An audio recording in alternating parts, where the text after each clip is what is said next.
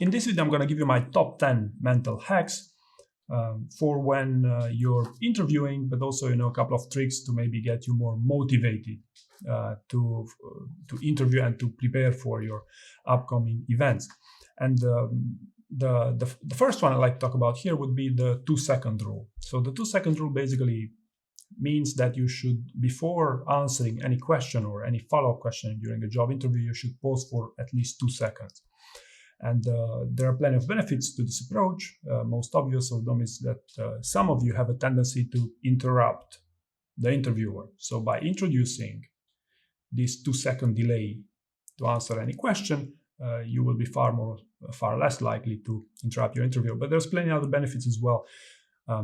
This also prevents some people from doing some monumental mistakes, especially in the follow-up questions if you want, but also when you think of an answer to a question. If you pause for 2 seconds, you have a little bit of time to decide whether if that's the best answer you have or the best story you might want to use to answer it. So anyway, I'll let you decide whether it's something for you, but the idea is that you should consider pausing for 2 seconds or longer if you want during a job interview, right?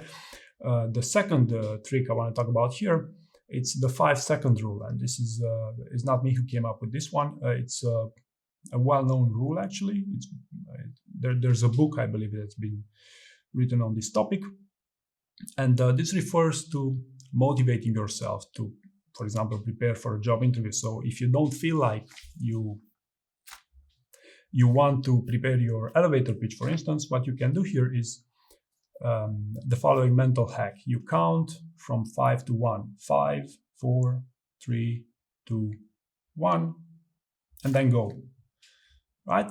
And again, this is a well documented mental hack, and it worked for many people. So probably it could also motivate you as well to perform, to prepare for your job interview.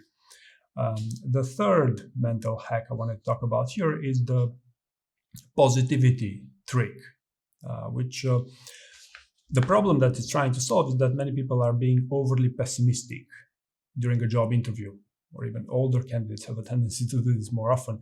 But you've probably heard that some of you have a tendency to end your answers on a negative note, right? So you're not being positive enough, and positivity sells during a job interview. So the mental hack here would be, before your interview or your interview rounds, before each of your interview rounds, to try to become a little bit more positive, to practice a bit of positive thinking if you want, and this will actually project during your job interview. You won't have to be all positive during a job interview. Yeah, but still it will increase your chances to not look overly negative, right? Positivity sells. This is something which works for many candidates. And the next one, closely linked with the previous one, with the positivity, is to smile. So by this, I don't mean that you should be all smiles during a job interview, but some people prefer to keep notes during their interviews, to smile every now and then, right? And this will actually make you more likable. Because if you think about it, the interviewer also screens you, hey, is this person someone who I'm willing to work with, eventually share an office with, right? And if you maybe you're a bit more likable, then you would also increase your chances to pass your interview. So again, smiling or keeping a note of smiling every now and then during your interview could be something useful if you have this challenge of maybe being overly pessimistic, and not smiling at any point in time. Right? Next one. This refers to rather interview preparation hack. So what happens is that many of us have a tendency, myself included, to get stuff done while on the couch, while standing in the couch with my laptop. Right? So the idea would be to switch your working position to that of a standing on a chair at a table, as I'm doing right now. So simply moving from a couch to a table or an office desk, if you want, is a productivity hack, right? So is a mental hack to, to become more productive. It's as simple as that. Next one, again, closely linked with changing these positions, if you want. but during a job interview. So for some of you will have to give presentations during these job interviews, and most of us will be standing at a desk while interviewing, right? And the trick would be here to stand, right? So if you deliver a presentation while standing, in many cases the candidate will be more energetic, if you want, and you'll sound more convincing. And of course, the benefits are obvious, but my point is that some people go even as far as to stand for their normal interviews, simply because they feel more motivated, they feel more alert to deliver the best versions of themselves. So standing while interviewing or during an intense moment might also be something beneficial for you. Again, I know this trick, this mental hack, if you want, from people I work with who had to deliver presentations. So for doing presentations, standing is something which might work for you.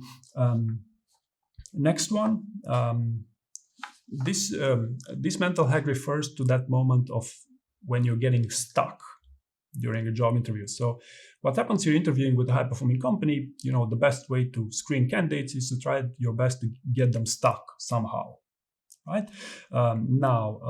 What happens here is that getting a candidate stuck in a job interview is not impossible, right?